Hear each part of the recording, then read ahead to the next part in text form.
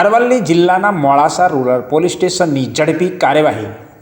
સગીરાની છેડતી અને હુમલાના ગંભીર ગુનામાં આરોપીને ગણતરીના કલાકોમાં ઝડપી લેવામાં આવ્યો છે।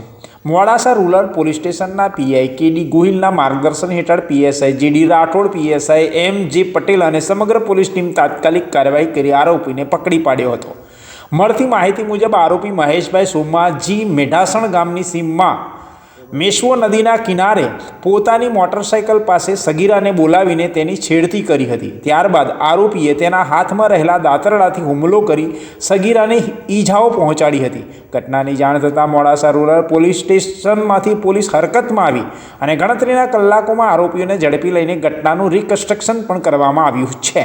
પોલીસે આગળની કાયદેસરની કાર્યવાહી હાથ ધરી છે। સગીરાઓની સુરક્ષા માટે પોલીસની આ ઝડપી અને અસરકારક કાર્યવાહીની પ્રશંસનીય ગણતરી થઈ રહી છે।